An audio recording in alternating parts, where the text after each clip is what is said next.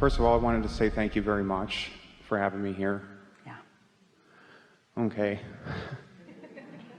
The reason why I'm actually here is because I traveled actually out of state, and I've been trying to resolve this issue that I've been having for years. We're going to hear you fully. We will have a full, satisfying conversation. We're just going to interject things a little bit as it goes along for your benefit and for the benefit of those who are listening in.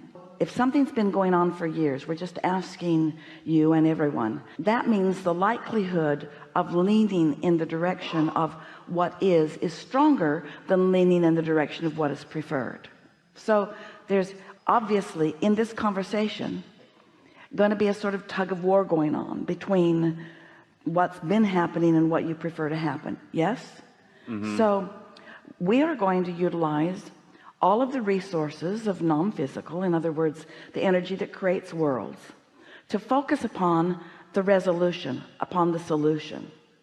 And we're going to ask you to do your best to be a cooperative component. In other words, don't argue too much against what we know you want. Argue with us for what you want. Yes? Mm-hmm. All right. Alrighty, so there was a paranormal experience that I had went through, and it was how I will say this, it was some kind of like time travel. And what had happened is that I feel like I am being hit really bad with some kind of karma. Basically, like the story. We will hear you fully, but we want to say to you that we sort of began there today, but you couldn't quite hear it, but we want you to hear it now. When who you are is pure positive energy, and what you ask for causes you to continue to evolve, then thoughts in opposition to that feel really, really strong. It feels like a force. It isn't a force. There's no source of darkness. There's just absence of the light. There's no source of evil. But there are rivers and streams of thoughts that if you get far enough from satisfaction into dissatisfaction, it actually feels that there is a force that is pulling you, and it's just the counterbalance to who you really are. In other words, hear this simple statement. If someone that you didn't know called you on the telephone and said, "You don't know me, I'm just letting you know that I'm not ever going to call you again," you would not feel that concern. You'd say, "Well, thanks a lot for letting me know." But when something really, really, really, really, really matters to you, and you get crossways of that, that's a strong tugging, and it causes you to assign all kinds of importance to it, like karma. We promise you that there isn't any of that that is pulling against you. Anything that is pulling against you here and now in this lifetime is only your own thoughts pulling against your own thoughts. That's all that it is. And we don't mean to imply that we think that it doesn't feel real to you. It certainly is real, but it's not some outside force that has any control on you whatsoever. Yeah, thank you. That really clears it up. Well, it gives you a little bit of relief if you believe it. It does. And so actually what happened, I was involved with some women in the past, and I felt that I mistreated them. So with this whole very paranormal time travel thing that was happening, they were manifesting with like the same everything, like same names, same appearance, and only things were being flipped around where what I did to them, they were doing to me. Well, we don't doubt that you had an altered state of consciousness. We're not questioning any of that. We just want you to understand that in that experience that you had, where you clearly knew what you didn't want, did you come in that, what you were calling the time travel, or what we're calling the altered state? Could you feel within it a desire for what? What's the desire that was born out of that? I was playing a video game called Chrono Trigger. So Really, it was actually wanting to go back, and I wanted to reverse all the wrong that I had did to flee it from like my conscience. All right, so here's what we want you to hear. We really want you to hear this. You don't have to go back and undo anything. In fact, when you try, you don't undo it, you redo it.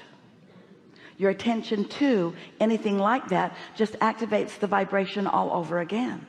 So you don't go back and undo it, but as you experienced it, or as you recalled it, or as you had these stronger experiences about it, you launched stronger rockets. That's what we were talking about, of who you are, how you want to be. And now all you have to do is move in the direction of that with your thoughts and words and actions. It gets so complicated in your physical human world as you say, I need to go back and I need to seek forgiveness and I need to make reconciliation. And what we want you to understand is you are here and now offering a vibration, and your inner being is here and now. Do you understand the concept of your inner being? Do you accept that you came from that broader perspective and that larger part of you is still a part of who you are? Do you? That you have 2 points of attraction? So your inner being is offering a vibration about you, and you are offering a vibration about you. And when for whatever reason you decide that you don't like you pull against yourself in the strongest of ways. And then all kinds of quirky statements are made from humanity in order to explain this simple separation is too strong a word, but this simple departure from who you really are. So it's not about like going back and undoing. It's about, you said, redoing. Like, in other words, just you can't go back. There's no going back. You can't go back and undo anything. You can only stand where you are and think about it differently. Whether you're thinking about the past or the present or the future, you're doing it now. And here's the part that we really want you to hear. This is the factor that when you put this into the equation, you'll find the relief that you're looking for. You can't go back. There's no regression. There's only motion forward. There's only becoming more. And what most humans don't really understand is that in every moment you are becoming more, and that your inner being is the more that you are becoming, and that if you are to feel satisfied, you've got to move in the direction of the more that you have become. And when for any reason you move in opposite direction, it gets worse, it gets feeling worse, and gets feeling worse. Does that make sense to you? So in other words, I have to have like these new thoughts and new emotions to move in that direction is going forward. But it doesn't have to be about the subject that's been plaguing you. It's any subject that causes you to align with who you really are. Any thought of love or appreciation aligns you with who you are. You may be thinking that we are making it simpler than it is, but we aren't. It is that simple. You are source energy, and sometimes you let yourself be the source energy that you are and you feel great, and sometimes you don't let yourself be the source energy that you are.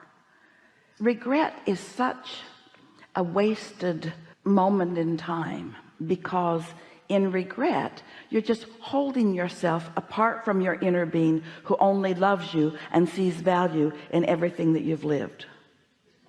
And we are certain that the reason that you had such a dramatic experience where it felt to you that you were being shown a karmic sort of flipping is because your desire for goodness and your desire for upliftment and your desire to be of value is so strong that when you think for a moment that you've done something other than that, you sort of freak out. You just can't stand that at many levels of your being, you see. We just want you to know that your inner being is always calling you to the love that you really are. And when for any reason you don't go that way, then you just don't feel good. You just lived a sort of dramatic amplification of that. That's all it is. I actually read in your book that changing your belief requires focus and practice. How does a person change their belief like that? Well, you don't. That's really the point of what we're talking about here today, that beliefs can be bridged gradually, but you've practiced your beliefs into place, and law of attraction is affirming the beliefs that you hold. So if you've got a belief that is not serving you and you want to change it, then it's usually a gradual process. Here's the easiest way that we know. We think you'll hear this clearly. So we stand here in all of this non-physical confidence. We know the laws of the universe. We know how they apply to all that is, and we know what thoughts accomplish and how law of attraction responds to those thoughts, and we know how thoughts turn to things. In other words, we understand the whole process. And so we stand before you and answer your questions and speak with the authority that the knowledge that we hold, you might say the beliefs that we hold, we're going to call it knowledge, you call it beliefs, the knowledge that we hold. And so we say to you the things that we say, but we know that until you have, for example, put yourself in a meditative state where you've really allowed yourself to release resistance for the moment, because when you meditate effectively, you stop thought. When you stop thought, you stop resistant thought, and when you stop resistant thought, your vibration rises, and when your vibration rises, you achieve vibrational alignment with your inner being. That's that mutuality that we talk about. That's that vibrational compatibility. That's that tuned in, turned on, tapped in that we talk about. So when you allow your vibration to rise, now you're in what we are calling the receiving mode of your inner being. And when you are in that receiving mode of your inner being, that receptivity allows you to then know what your inner being knows. So as your inner being knows something or thinks something, it occurs to you. It might occur to you as a thought or an impulse, but when it does, when you're in that aligned state, when it does, you feel interest. It's like, it feels like a really good idea. That's where inventions come from, and things that you call epiphanies, clarity. As it occurs to you, it just feels wonderful. And so then if you follow that impulse that came to you under those conditions, and then you get to witness the outcome of that impulse, then you know you've shown it to yourself.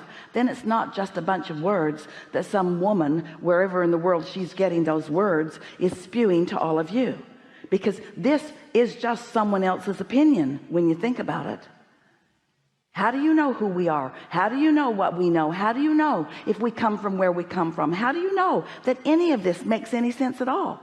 Sounds really good. It's utterly consistent. We'll tell you there's not a shred of evidence to the contrary, but how do you know that we know that? You don't know until you listen a little, maybe feel some resonance with it a little, maybe meditate and find alignment, get an idea and follow the idea, and then see that you get to witness the universe responding to you in the way that we've explained that it will. Because words don't teach. It's only life experience that teaches. And so we're always happy to offer words to maybe help you feel some resonance with what you know. Mostly we want you to know that everything that you are about is about the evolution of that which is you. You are the creator of your own reality, which means you are the creator of you. But we promise you, there are so many people who get so mixed up about how it happens. The reason that religions are so uncomfortable for so many people, not all, and not all religions, we're not taking a stand for or against them, but people, we love you so much, but you just keep making up stuff to explain what's going wrong in your world, instead of following your own guidance and moving towards your own satisfaction to discover the things that can go well in your world for you. You see, there are so many who are quick to say that you must have had past lives, you must have done some things in past lives that now you're paying for in this life, or that you did something in this life and now you must pay for that. And we say it's true in this sense. The vibration that you've got going on is your point of attraction, and your point of attraction will bring to you, but you will never bring to you unwanted things when you feel good. When you feel that true resonance with your inner being, you're in a state of only allowing the thoughts of your experience to turn to things that are pleasing to yourself and others in your world.